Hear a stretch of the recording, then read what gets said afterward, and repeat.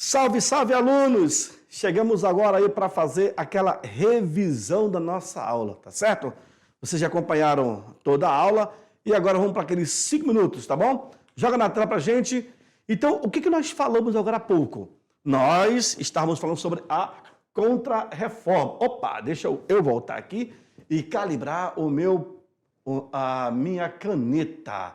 Olha aí a caneta. Perfeito. Bom, então, nós estávamos falando sobre a contra-reforma católica. A reação da igreja foi de forma imediata. Para quê, professor? Ora, para quê? Para punir os rebeldes, aqueles que levantaram a voz contra a igreja. Para os ideais, né, ou para as ideias não se propagar, o mundo cristão então recuperou o quê? A unidade perdida. Porque nós tivemos a reforma e depois a contra-reforma, tá certo? O movimento protestante avançou pela Europa, conquistando inclusive seguidores. Olha só, o movimento protestante de Martim Lutero, o movimento luterano, ele não ficou apenas na Europa, ou apenas em um país, ou na Itália, ou só Espanha e Portugal. Não, pelo contrário, acabou atingindo vários países europeus. E, por incrível que pareça, fez isso daqui, ó, conquistou seguidores, tá certo? Na sequência, olha só, durante a Contra-Reforma, nós tivemos a ordem dos jesuítas, que é a Companhia de Jesus, que são os missionários. Quando houve o Concílio de Trento e o estabelecimento da Inquisição, isso dentro da própria Contra-Reforma. A igreja, então, passa por uma reestruturação, mas também permanece com o Tribunal de Santo Ofício. Para quê? Para poder punir aqueles que eram contra a igreja. Olha só, no ano de 1540, o Papa Paulo III, ele aprovou a ordem dos jesuítas, e é quando eles irão começar a chegar na América com o intuito de evangelizar e catequizar os nativos. A Companhia de Jesus, ela foi fundada pelo ex-militar, tá? O padre Inácio de Loyola, que era espanhol, ele foi um ex-militar. Então, ele coloca em prática todo o segmento da área militar para atuação na evangelização. E aí, quando houve o Concílio de Trento, que foi aprovado em 1545 pelo Papa Paulo III. Observe que esse Papa ele está em todo, principalmente na reforma e contra-reforma, tá certo? O concílio vai apresentar medidas disciplinares eclesiásticas, ou seja, vai colocar um freio na atuação e no comportamento dos padres, que não estava de acordo com o que dizia, na verdade, né? Se pregava uma outra filosofia e executava diferente. O Concílio de Trento determinou a elaboração de um catecismo, e nós falamos aqui para vocês.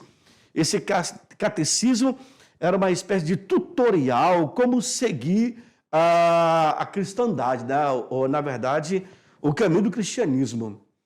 E, por último, eu apresentei a vocês alguns instrumentos da Inquisição durante a Contra-Reforma.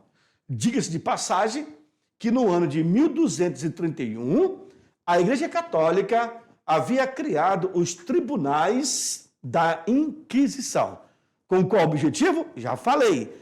Para conter os ânimos daqueles que achavam que poderia derrubar o poder da igreja. E não era bem assim. Era necessário ter todo cuidado, tá bom?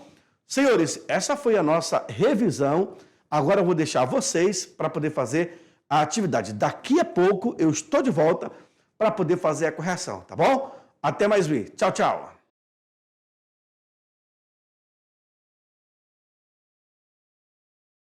Salve, salve, alunos! Vamos lá, então? Agora, vamos fazer aquela correção das atividades, já que vocês tiveram tempo para poder ler as perguntas, analisarem as perguntas. E agora é contigo, tá bom? Joga no quadro, então, a primeira questão diz o seguinte, aluno. Vamos com calma, tá bom? Veja só, questão número 1. Dentre os fatores que contribuíram para a eclosão, olha aí, para a eclosão do movimento reformista protestante no início do século XVI, podemos destacar, alunos, eu estou querendo os fatores que começou, na verdade, no século XVI, como destaque. Letra A. Declínio do nacionalismo no processo de formação dos Estados modernos. Letra B. Embate entre o progresso do capitalismo comercial e as teorias religiosas católicas. Letra C. Fim do comércio de indulgências patrocinado pela Igreja Católica. Letra D.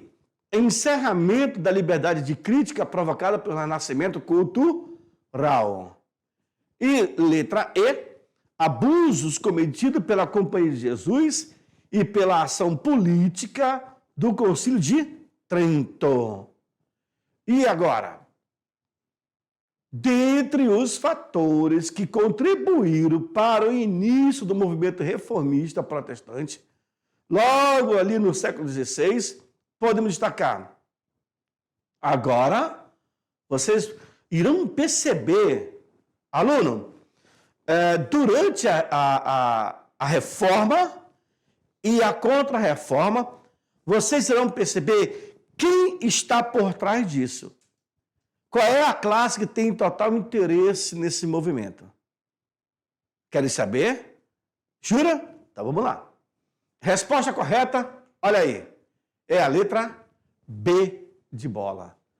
Aluno, vejam, entre os fatores, eu vou ler porque eu quero que vocês acompanhem comigo. Deixa eu fazer aqui a limpeza. Pronto. Vamos lá. Vejam só.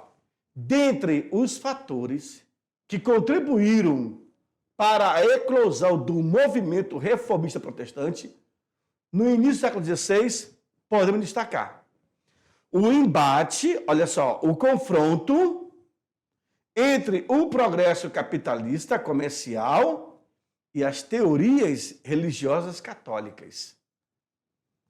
O que nós temos aí? Aluno, vocês estão acompanhando com a gente desde algumas aulas lá atrás. Na verdade, desde quando acabou o Império Romano, no século V, mais preciso, 476, desde quando terminou o Império Romano, vocês observaram que a igreja, ela toma esse poder, ela cresce o poder, ela controla toda a sociedade. Do século V ao século XI, nós temos a Alta Idade Média, o auge da igreja, né? Por quê? Porque o Império Romano, quando acaba, ela vai ser a única instituição que vai permanecer unida. Então, isso dá a ela esses poderes. Só que, do século XI ao século V, ao século XV para o XVI, começa a haver a Baixa Idade Média. Mas vocês viram que durante a Idade Média, a Alta Idade Média, uma classe se destaca, que é a burguesia. Lembra aqueles caras que moravam próximo, montavam suas barracas perto dos burgos, que são os muros dos castelos? Pois é, essa classe paga impostos. Ela começa a colaborar com os reis ou com os senhores feudais. E essa classe, ela começa a se destacar. E é justamente essa classe que está de olho no progresso. Ou seja, quando se fala nas expansões marítimas europeias do século XVI, quem vai incentivar é a burguesia. A nobreza, ela só tira o que existe de economia na sociedade. Mas quem de fato vai investir maciçamente é a burguesia. E eu falei para vocês, burgueses são comerciantes, são bancários, são empresários que ajudam a coroa. E é justamente nessa resposta que vocês viram agora há pouco aí, esse embate entre o progresso do capitalismo comercial e as teorias religiosas. Vem para mim. Nesse embate é quando a igreja agora ela vai unir o útil ao agradável. Vocês querem ir em busca de produtos mais rentáveis? Vamos para Calicut, para as Índias, porque eu ouvi falar muito que lá era tudo rico, né? Lá era tudo no ouro. Então, só que com isso também começa aí os missionários. Ou seja, a igreja ela vai também ampliar o seu poder de salvação em outros continentes. E aí acaba chegando na América esses missionários. Mas a princípio, para a igreja, não era viável essa questão do capitalismo comercial. Tá bom? Próxima questão diz o quê? Todas as alternativas contêm objetivos da política da Igreja Católica. Tá certo? Esboçando durante o Concílio de Trento, todos têm, menos uma, ou seja, exceto, menos uma. Letra A expansão da fé cristã. Letra B, a moralização do clero. Letra C, a reafirmação dos dogmas. Letra D, a perseguição às heresias. E a letra E, relaxamento ao celibato. Vejam, senhores, que eu tenho 5 alternativas que te chamam a atenção. Todas estão corretas, menos uma. Todas as alternativas contêm a política da Igreja Católica. Tá certo? Essa política que foi esboçada durante o Concílio de Trento. Todas, menos uma. O Concílio de Trento vai aprovar a expansão da fé cristã? Sim ou não? O Concílio de Trento busca a moralização do clero? Sim ou não? O Concílio de Trento faz a reafirmação dos dogmas católicos? Sim ou não? A perseguição às heresias continuam? Sim ou não? O relaxamento do celibato vai acontecer? Sim ou não? Claro que não. Certo? A resposta correta, senhores, é a letra E.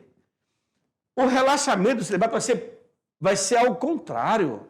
Agora, para o cara entrar para a congregação, ele vai ter que estudar um pouco a mais. Então, naquela época, o senhor feudal, para você ter uma ideia, o senhor feudal, ele tinha filhos, varão, como nós chamamos, né? Os varões que são homens, principalmente. O primeiro filho do senhor feudal, ele acabava indo fazer administração para poder cuidar do feudo. Tá bom? O primeiro filho se tornava administrador. O segundo filho, ele acabava dando para a igreja catequizá-lo. E alguns deles acabam se tornando padres também.